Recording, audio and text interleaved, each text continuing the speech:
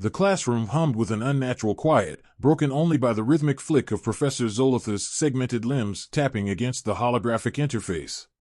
"Carter," the professor intoned, his voice like grinding stones. "Explain why your answer defies every established principle of quantic harmonics." Alex Carter, Earth's first student at the Galactic Interdisciplinary Academy, stared at the glowing projection of his solution.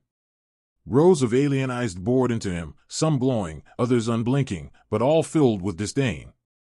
"Because it works," Alex replied, gripping the edges of his desk. The response earned a ripple of derisive clicking from his peers. "Function is not the sole measure of correctness," Zolith snapped, his antennae quivering. "Your deviation from the galactic method renders your result invalid, regardless of its apparent utility."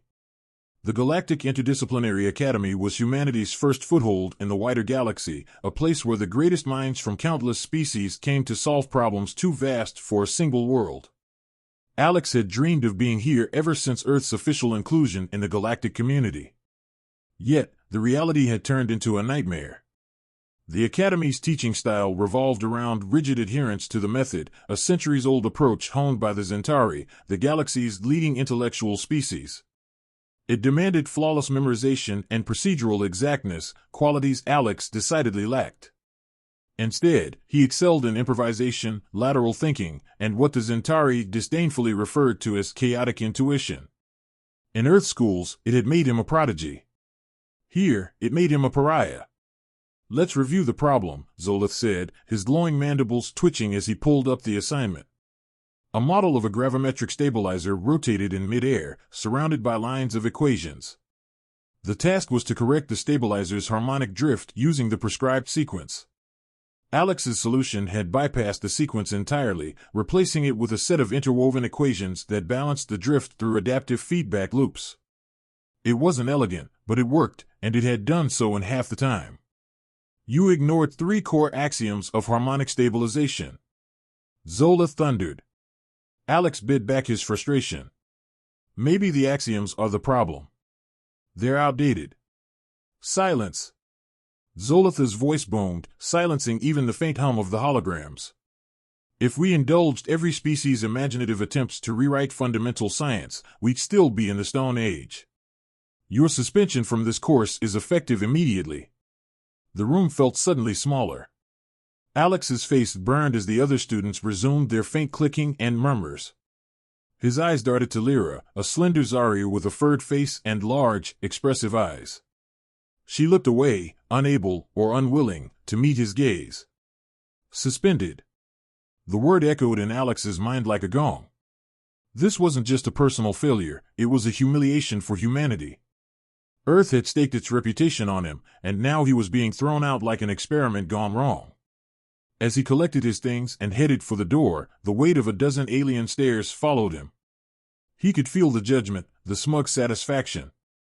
But just before the door slid shut, Alex caught a snippet of conversation from a group of researchers in the hall. His solution, if it scales, it could. The voices faded as the door sealed. Alex paused, the gears in his mind turning. Maybe he wasn't the failure they thought he was. Maybe he was onto something far bigger than any of them could see. The Academy's gardens were as alien as everything else in Alex Carter's life these days. Towering crystal trees emitted a soft hum, and the ground glowed faintly with bioluminescent moss. It was beautiful, serene, and utterly infuriating. Alex kicked a pebble, watching it bounce along the path before it dissolved into the moss with a faint hiss. Suspension. The word still stung, a mark of failure etched into his mind. He had worked his entire life for this opportunity, only to be told he didn't belong because he thought differently. "That was reckless," came a voice from behind. Alex turned to see Lyra, the Zari student who had avoided him in the classroom earlier. Her feline eyes glimmered with concern, her furred ears twitching nervously. "Yeah, well, reckless is kind of my brand," Alex muttered, sinking onto a nearby bench. Lyra hesitated before sitting beside him. "You should have followed the method. Even if your solution worked, you knew Zolith wouldn't accept it." Alex clenched his fists. "That's the problem. The method doesn't leave room for new ideas. If I'd followed their rules, the stabilizer would still be spinning out of control. But hey, at least the equations would look pretty. Lyra studied him for a moment, her tail swishing thoughtfully. What if you're right? Alex blinked. What? What if your solution really is better? She continued, her voice dropping to a whisper. The method is secret here, but that doesn't mean it's perfect. There are rumors, problems even the Zentari can't solve. If your approach works, it could change everything. Alex leaned forward, his frustration giving way to a spark of hope. Then why didn't you say anything in class? She looked away, her ears flattening. Because I don't want to end up like you. You challenged Zolith publicly. Do you know what that means? Yeah. Suspension. No. It means you threatened his authority, Lyra said. Zolith isn't just a teacher. He's a Zentari elder. His reputation is tied to the method. If you prove him wrong, she trailed off, her meaning clear. Alex frowned. So what? We just let him bury new ideas because his ego's too fragile to admit he might be wrong? Lyra sighed, glancing around to ensure they weren't overheard. If you really believe in your solution, prove it. Quietly. If you can show it works on a larger scale, they'll have to listen. That night, Alex's room became a makeshift lab. The Academy's resources were unparalleled, and though his access had been restricted, Lyra helped him bypass security protocols to retrieve the data he needed. Hours turned into days as Alex worked tirelessly, refining his equations and running simulations. Lyra's cautious optimism turned into genuine excitement as the results poured in.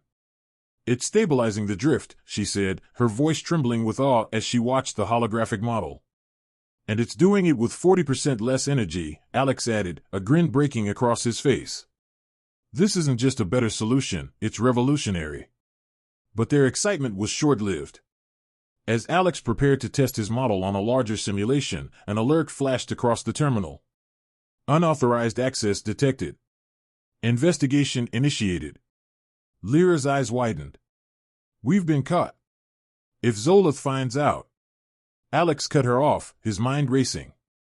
Then we move faster. If we can finish this test before they shut us down, they'll have no choice but to acknowledge the truth. As alarms began to echo faintly in the corridors, Alex's fingers flew across the console. Failure wasn't an option.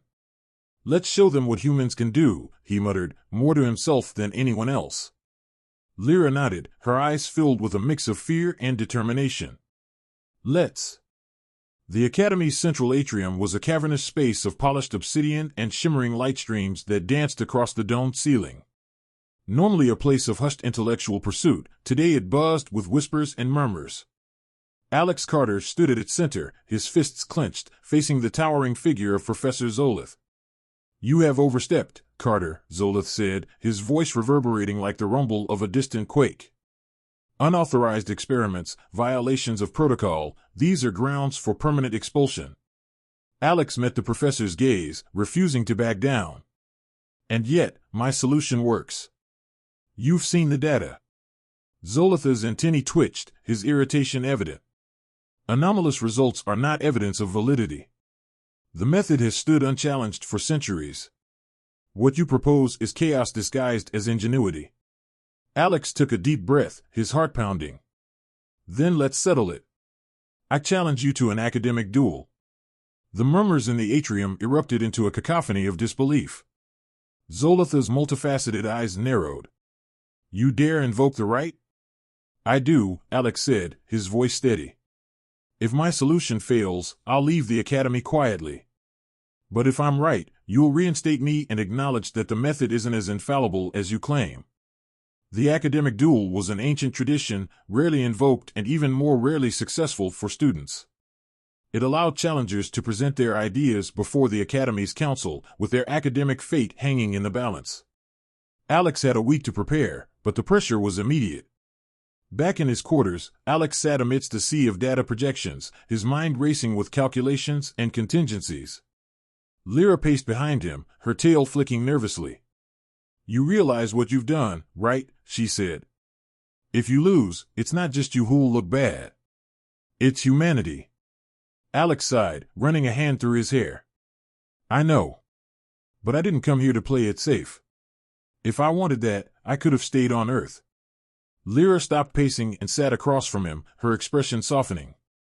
You're taking on one of the most respected minds in the galaxy. Zolith won't just defend the method, he'll attack you. Personally. Let him, Alex said, his jaw tightening. I'll let the results speak for themselves. The days blurred into nights as Alex and Lyra worked tirelessly.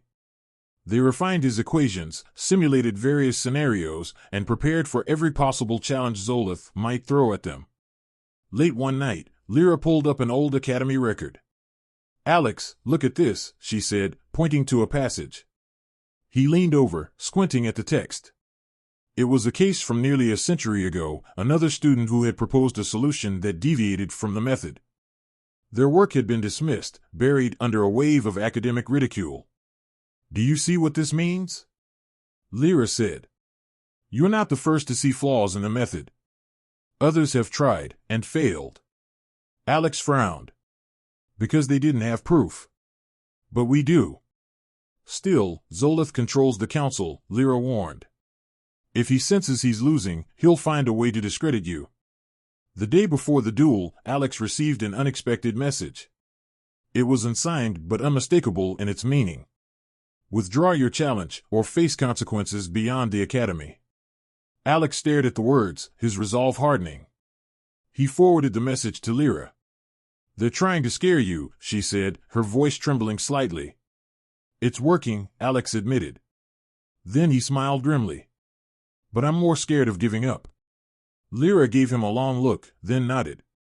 Then let's make sure you win.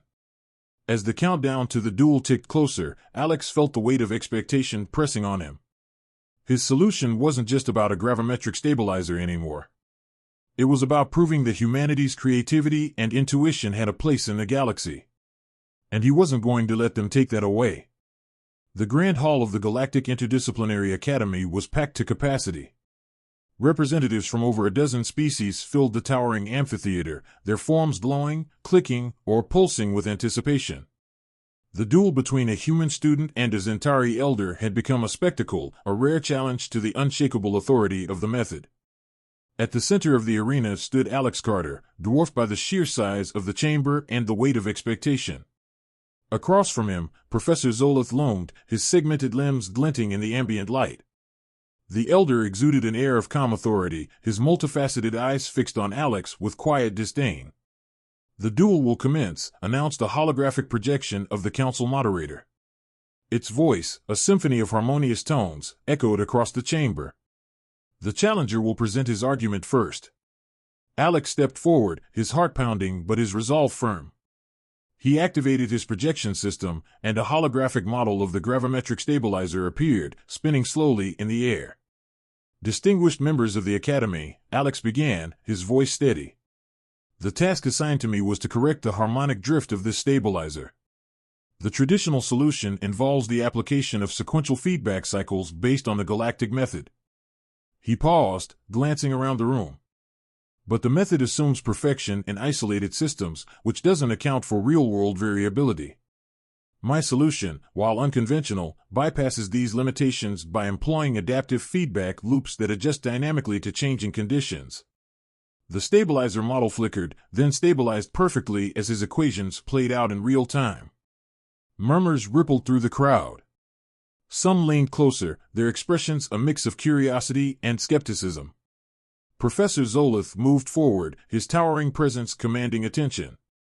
Carter's presentation is a demonstration of human arrogance, he began, his voice calm but cutting. His solution may work in a controlled environment, but it abandons centuries of established principles. Innovation without structure is chaos. Zolith waved a limb, and his own projection appeared, showing a pristine, textbook-perfect application of the method. This is the foundation of our progress. It has guided countless civilizations. Carter's deviation threatens to destabilize the very fabric of our collective understanding. The duel continued as Alex and Zolith traded arguments.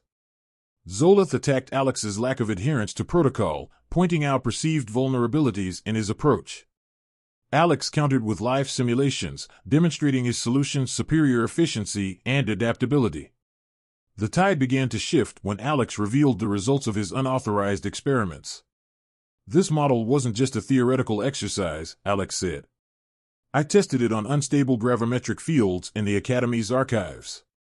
The results speak for themselves. Data filled the air, showing stability improvements far beyond what the method had ever achieved.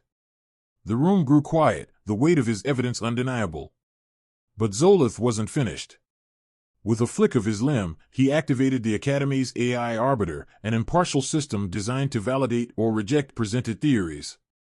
The hologram flared to life, processing Alex's data. Invalid, the AI declared. Deviation from the galactic method exceeds acceptable parameters. Gasps filled the chamber. Alex felt the blood drain from his face. But then he smiled. Expected that. He tapped his console, feeding the AI a supplemental set of equations. The Arbiter was programmed to reject anything outside the method. But if we teach it to analyze real-world variability. The AI paused, its glowing form flickering. Solution verified, it finally announced.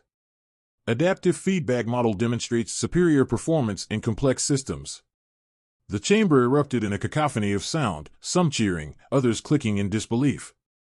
Alex stood tall, his heart racing as the council moderator's voice rang out. By the Arbiter's determination, the challenger's solution is valid. The council will convene to discuss its implications. Zolith stood motionless, his authority visibly shaken. Alex met his gaze, not with arrogance, but with quiet determination. The duel was over, but the fight for recognition had only begun. The galaxy held its breath.